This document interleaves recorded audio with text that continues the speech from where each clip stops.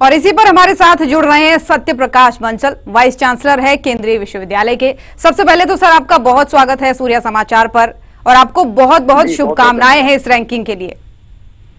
बहुत बहुत धन्यवाद ज्योति जी। सर सबसे पहला सवाल तो मेरा यही है कि कितनी बड़ी उपलब्धि ये हिमाचल के साथ साथ देश के लिए भी।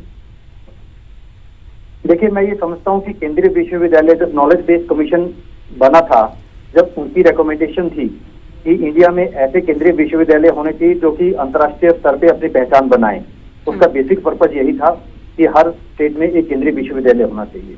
तो मैं समझता हूँ कि केंद्रीय विश्वविद्यालय जब बने थे तो एक ही पर्पज के लिए बने थे कि क्वालिटी एजुकेशन पे ध्यान दें और मैनेजमेंट ऑफ हायर एजुकेशन पे ध्यान दें। तो यही 2 सूत्रीय कार्यक्रम पे हमने ध्यान दिया है। जब मैंने ज्वाइन किया तो उस समय मैं मानता हूँ कि इस विश्वविद्यालय की रैंकिंग बहुत अच्छी नहीं थी, B+ ग्रेड था। तो सबसे पहले हमने यही चाहा कि हम सारे पैरामीटर्स पे मल्टी डिसिप्लिनरी अप्रोच पे ध्यान दें और काम करें। तो सबसे पहले जो हमने काम किया वो था कि राष्ट्रीय शिक्षा नीति। राष्ट्रीय शिक्षा नीति जब से आई है तो मैं समझता हूँ कि एक बहुत विस्तृत, बहुत अच्छी इस तरह की शिक्षा नीति है जिसमें बच्चों के सर्वांगीण विकास के लिए, समग्र विकास शिक्षा के लिए, एकात्म मानववाद शिक्षा के लिए, भारत एकात्म दृष्टि शिक्षा के लिए बहुत ध्यान दिया गया है। तो वही चीज लेते हुए हमने सबसे पहले युवाओं पे काम किया कि युवा को ठीक है, हम मानते हैं कि हमने प्लेसमेंट पे ध्यान दिया, लेकिन सबसे जरूरी था, मैं ये समझता हूँ कि it is not an important to make a man of success but it is important to make a man of character.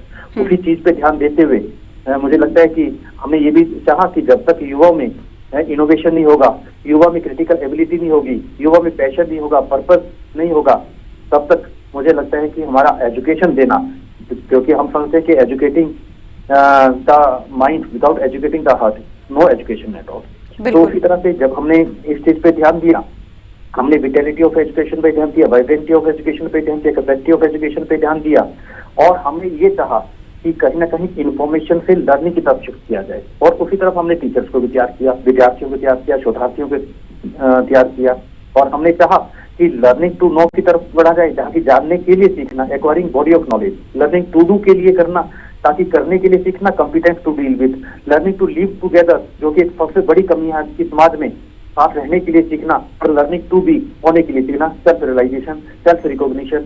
आज तक कभी हमारे टीचर बन जाते हैं, विद्यार्थी शोधार्थी को छोड़े, टीचर को यही नहीं पता चलता भाई आई एम, मेरी सेल्फ रिकॉग्निशन क्या है, मेरी कंट्रीब्यूशन समाज के लिए क्या होनी चाहिए। तो यही चीज पे हमने ध्यान दिया, फैकल्टी डेवलपमेंट प्रोग्राम पे भी, और इस तरह से हमने जो विलेज अडॉप्ट किए, जो कुछ किया, तो मुझे लगता है कि उसी का नतीजन है कि हमारा जो जब नैक हुआ था तो नैक में हमारा A+ ग्रेड आया था, और क्योंकि पहला विश्वविद्यालय हिमाचल का बनकर के निकला था जहाँ A+ ग्रेड आया था। हमें ग्रेडेड ऑटोनॉमी उसके साथ ही मिली थी, और ग्रेडेड ऑटोनॉमी मिलते ही UGC के द्वारा हमने ऑनलाइन एजुकेशन में एंटर किया, और इस सत्र से 5 ऑनलाइन कोर्सेज हम चला रहे हैं। बहुत से कम इस तरह के सेंट्रल यूनिवर्सिटीज है जो कि ऑनलाइन एजुकेशन में एंटर हुई है।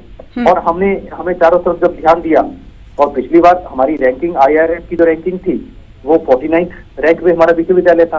तो मुझे लगता है कि जब रैंकिंग होती है तो it's a question of self introspection for the institution as well as for the individual. तो जब हमने सेल्फ इंट्रोस्पेक्शन किया, मैंने बातचीत की, तो हमें पता चला कि हमारे गैप एरियाज क्या है। उन गैप एरियाज को फिलअप करने के बाद इस साल हालांकि कोई टीम हमारे पास नहीं आई है, कोई डाटा हमारे से मांगा गया है। जो मस्त पोर्टल पे हमारा डाटा था, जो वेबसाइट पे डाटा था, वही से उन्होंने डाटा लिया।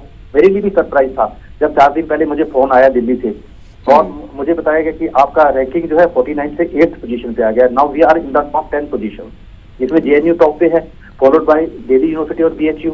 और मुझे खुशी हो रही है इस बात को बताते हुए कि हमने JNU से भी ज्यादा नंबर लिए हैं। We are on the first top ranking teaching learning resource and pedagogy में, और हमने रिसर्च परफॉर्मेंस में हमने 2nd रैंक किया है आफ्टर JNU, और placement performance and student support में हमने 5th रैंक लिया है।